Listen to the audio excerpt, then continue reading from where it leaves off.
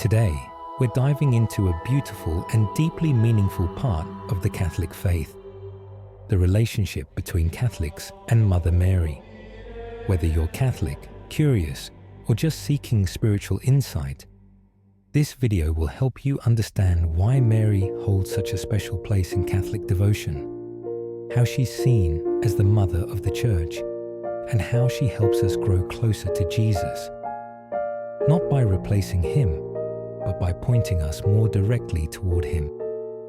Let's get into it. In Catholicism, Mary is not worshipped like God. That's an important distinction. Catholics honor Mary, and the proper term is veneration. Worship, or latria, is reserved for God alone. Mary, on the other hand, is given what's called hyperdulia, a special honor above all saints because of her unique role in salvation history. Why is that? It all starts with who Mary is. She's the mother of Jesus, who is God the Son. So that makes her, by extension, the mother of God. Now this doesn't mean she created God, not at all. It means she gave birth to Jesus in his human nature, and because Jesus is one divine person with two natures, human and divine, we rightly call Mary the Mother of God. At the Annunciation, when the angel Gabriel told Mary she would bear the Son of God, Mary said, "Yes, let it be done to me according to your word." That yes changed history. Through her cooperation with God's plan, salvation came into the world. Mary becomes the first and most perfect disciple. She believes, she trusts, and she follows, even when it's painful, even to the foot of the cross.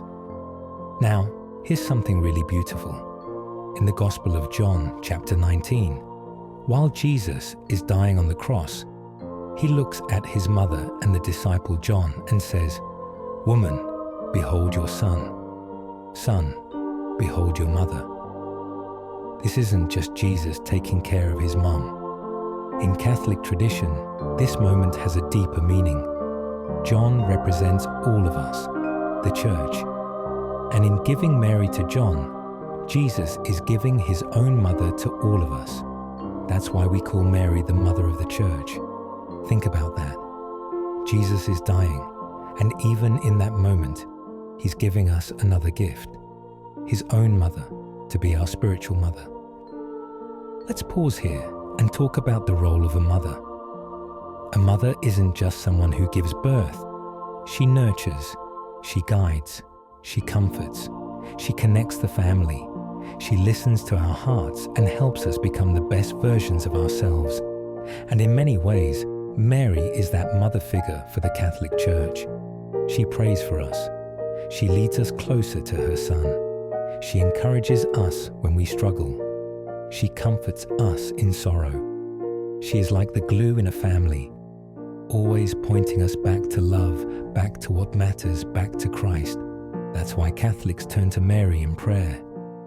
Not because she replaces God, but because she brings us to him. There's an old saying in the Church, "To Jesus through Mary." When you ask a mother for help, especially one who's close to her child, you know she'll bring your needs to him with tenderness. Think of the wedding at Cana, where Jesus performs his first miracle. It's Mary who notices the problem. They have no wine, and brings it to Jesus.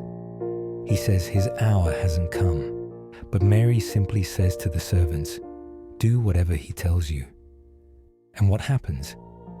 Jesus turns water into wine. That moment teaches us something profound. Mary intercedes, and when she does, she always leads us to obedience and trust in Jesus. The Church teaches that Mary has a special closeness to the heart of Jesus. Her heart beats in sync with his. When we honor her heart, especially in devotions like the Immaculate Heart of Mary, we're really honoring how completely she loved God. And here's the key. When we love Mary rightly, we grow deeper in love with Jesus. She always brings us back to him.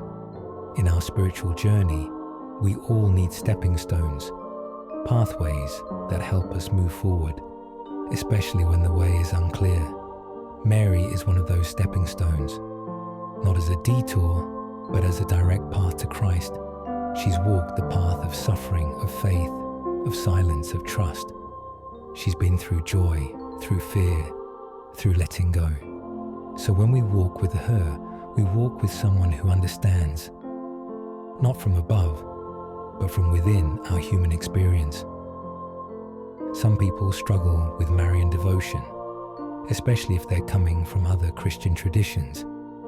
They wonder if it takes away from Christ. But here's what I'd say. Loving Mary doesn't take away from Jesus. It amplifies him, because no one loved Jesus more purely and deeply than Mary. She knew him more intimately than anyone else, and her only desire is that we know him too. Imagine Mary like stained glass, beautiful on her own, but made to let the light of Christ shine through her. She never blocks the light, she enhances it. And just like in a family, the mother holds the hearts of the children together. She brings them to the Father. She teaches them how to love. That's what Mary does for the church. She's not just a figure in history. She's our mother right now. She's praying for us. She's walking with us. And she's guiding us home to her Son. So if you've never really had a relationship with Mary, I invite you to begin. Start simple. Maybe pray a Hail Mary, or ask her, in your own words, to help you know Jesus more deeply.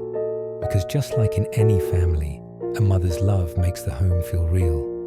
And in the family of God, Mary makes the church feel like home. Thanks for watching. If this video brought you peace or insight, consider sharing it with someone you love. And as always, may Mary, our gentle mother, lead you ever closer to Christ.